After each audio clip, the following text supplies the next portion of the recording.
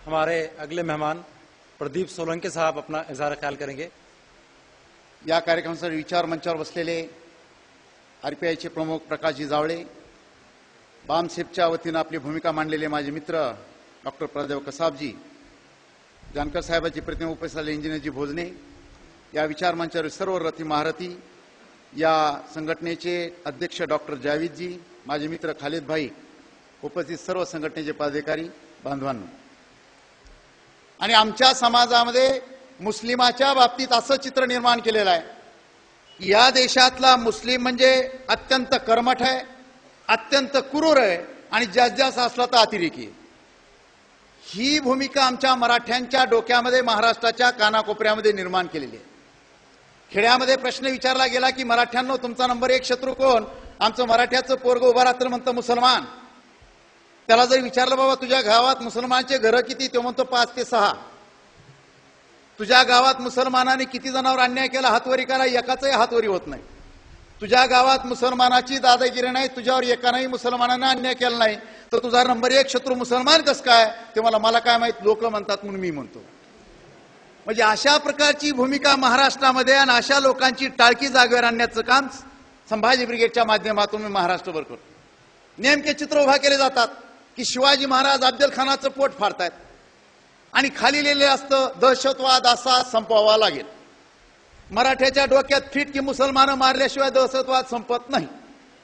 आम्ही मराठ्यांच्या पोराला समजावून सांगितलं शिवाजी महाराजांनी अफजल खानाचं पोट फाडलंय खरं आहे, पण अफजल खानाचं पोट फाडल्यानंतर त्यावेळेस कृष्णा भास्कर कुलकर्णी मारलेला तुम्हाला का कळत नाही, याच्यावर चर्चा का होत नाहीये?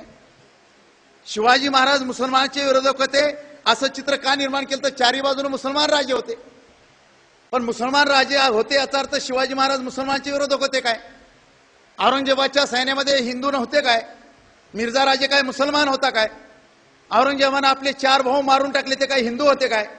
आपल्या बापाला अटक केली ते काय हिंदू होता काय? या सगळ्या सत्तेच्या लढाया असतात हे आम्ही रोज समजावून सांगतो।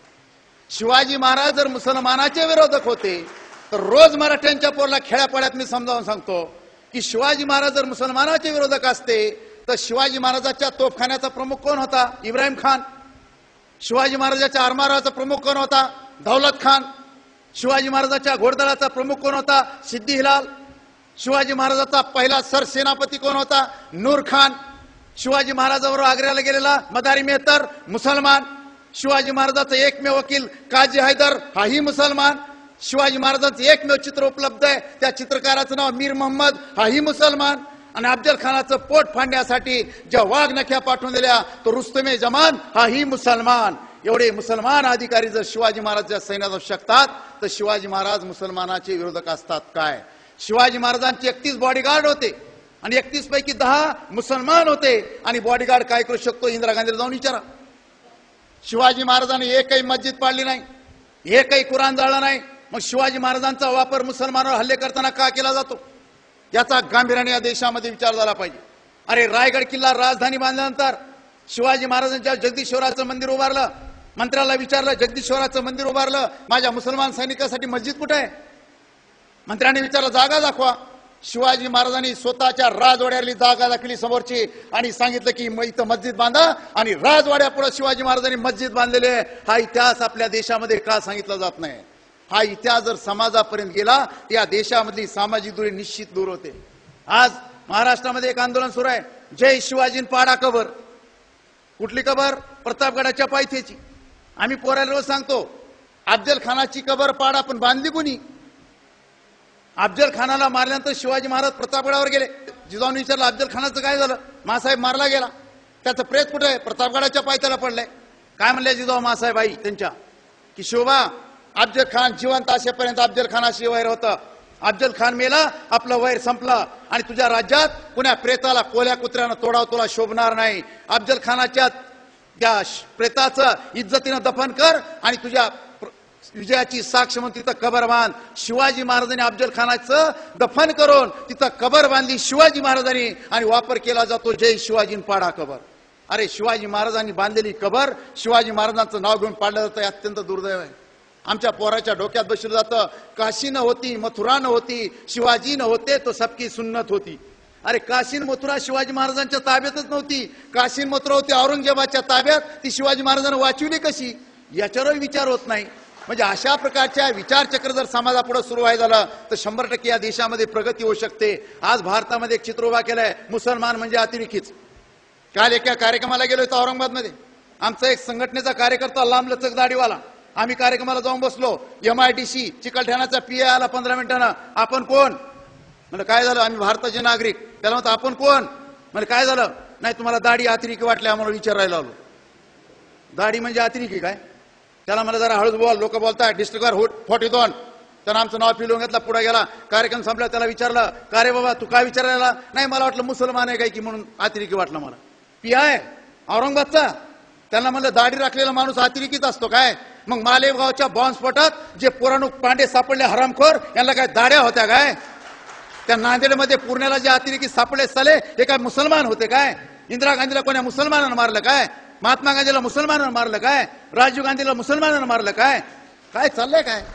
अरे अतिरेक्यांना धर्म नसते आणि जातही नसते. त्यांच्या बंदुकीला कोणत्याही गोळीला रंग नसतो. मात्र त्या गोळीतून निघालेलं रक्त माणूस मरल्यानंतर फक्त लालच असतं. ही साधी गोष्ट ही समाजाला कळली पाहिजे. आज पाकिस्तानमध्ये धार्मिक दंगली होत आहेत, तिथं बॉम्बस्फोट होत आहेत. हे काय हिंदू करतात का इथले जाऊन? आणि पुन्हा आम्हाला SMS येतात, हर मुसलमान अतिरेकी नहीं होता, लेकिन पकडा गया हर मुसलमान अतिरेकी क्यों होता है. म्हणजे या देशामध्ये अशा प्रकारची प्रचार यंत्रणा राबविली जाते. या देशातला प्रत्येक मुसलमान अतिरेकी आहे. संभाजी ब्रिगेडच्या माध्यमातून आम्ही रोज सांगतो की जे अतिरेकी मुसलमान असतील त्यांना भर चौकात ठेचून मारा. पण या देशावर प्रेम करणारा सर्वसामान्य मुसलमान, याचा त्या अतिरेक्याशी काय संबंध? आणि जो भारतातला मुसलमान रोज 5 वेळेस नमाज पडताना अगोदर या भारताच्या मातीवर माथा टेकतो आणि मग अल्लाचं नाव घेतो, तो मुसलमान देशाचा गद्दार होऊ शकतो काय? हा प्रश्न आम्ही विचारला. आणि मुसलमानाच्या एवढ्या बदनाम्या करू नये. आज भारतामध्ये मुसलमानाचे एवढे धंदे चालतात, त्याचं एकमेव कारण आहे, नम्रपणावर शिकावं तर फक्त मुसलमानाकडूनच शिकावा, हेही आम्ही सांगतो. आणि या देशातले मुसलमान सुखा समाधानानं या देशात जगत असतील, त्याचं एकमेव कारण आहे डॉक्टर बाबासाहेब आंबेडकरांनी दिलेली राज्यघटना. त्याच्यामुळे या देशातला मुसलमान अत्यंत सुख समाधान इज्जतीने या देशामध्ये जगू शकतो. ही भूमिका आपण समजून घेतली पाहिजे. राजकारणावर इथे चर्चा होते, पण माझं मत आहे या देशातलं राजकारण अत्यंत भावनिक आहे. मुसलमानांना सांगितलं जातं तुम्हाला भाजपचा शिवसेनेचा धोका आहे, आम्हाला सांगितलं जातं तुम्हाला मुसलमानाचा धोका आहे. आधे इधर आधे उधर, बाकी काय रे? बाकी किधर गए? म्हणजे अर्धे इकडे घालायचे, अर्धे तिकडे घालायचे. कधी सरकार पंजाचं येणार, कधी छक्क्याच येणार, पण आपला काय फायदा? याचा गांभीर्यानं कुठतरी समाजाने विचार केला पाहिजे. आपल्या देशामध्ये नेमकं काय होतंय की चांगले माणसं राजकारणात येऊन याचा पक्का बंदोबस्त आहे. काय सांगितलं जातं राजकारणात की राजकारण वाईट आहे, पैशावाल्याच आहे, दादागिरी करणाराच आहे, वशिल्यावाल्याच आहे, त्याला कोणतरी गॉडफादर पाहिजे, त्याच्या खानदानात राजकारण पाहिजे, तरच माणूस राजकारणी होऊ शकतो. शुद्ध अफवा. लोकशाहीमध्ये याच्यातलं एकही चालत नसतं. तुम्ही आम्ही नालायक आहेत, चांगले माणसे याच्याकडे दुर्लक्ष करतोय म्हणून यांचं फावतंय. जर तुम्हाला सध्याच बघायचं असेल तर मी 2 उदाहरणं देईल. विदर्भात गेलात तर आमदार बच्चू कडू याला जाऊन भेटा, आणि पश्चिम महाराष्ट्रात गेलात तर आमदार राजू शेट्टी या 2 आमदाराला भेटा.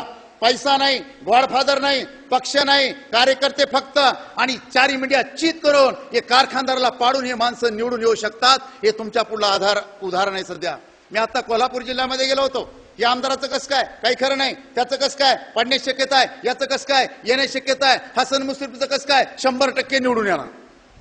मुसलमान या देशामध्ये निवडून येणं किती अवघड आहे मला 100% माहिती. कारण राजकारणात मुसलमानाचा काटा काढणं अत्यंत सोपं आहे. तो मुसलमान आपला काही संबंध भले भले मतदान करीत नाही. निवडणुका सुरू झाला की आपण काय करतो की हे माझा, या पक्षाचा, त्या पक्षाचा, या गटाचा, त्या गटाचा, ह्या इकडं तर तो तिकडं. त्यामुळे नालायक लोक निवडून येतात. म्हणजे आपल्या पुढे 2 नालायक उभा असतात, त्यापैकी एका नालायकाला आपल्याला निवडून द्यायचं असतं. या देशाचं सगळ्यात मोठं दुःख नाही. उमेदवार कुठून लादला पाहिजे? उमेदवार मतदारसंघातून लादला पाहिजे. इथं गॉडफादर वरून उमेदवार लागतो म्हणून आपल्या देशाचा बोरा वाचतोय. माझी एकच विनंती आहे की राजकारणात चांगली माणसं गेली पाहिजे. राजकारणात चांगली माणसं जाण्यासाठी प्रबोधन घडलं पाहिजे. कारण जमाना बुलेटचा नाही, जमाना बॅलेटचा आहे. राजा आता राणीच्या पोटी पैदा होत नाही तर मतदानाच्या पेटीतून पैदा होतो. ही ताकद बाबासाहेबांनी तुम्हाला आम्हाला दिली, तिचा वापर करा. आणि जर विकासच घडवायचा असेल तर राजकारणात आणि प्रश्नात चांगली माणसं आली पाहिजे. निवडणुका लढवायला चांगले माणसं तयार व्हा आणि या प्रस्थापिताला मातीत घालण्याची तयारी ठेवा. धन्यवाद.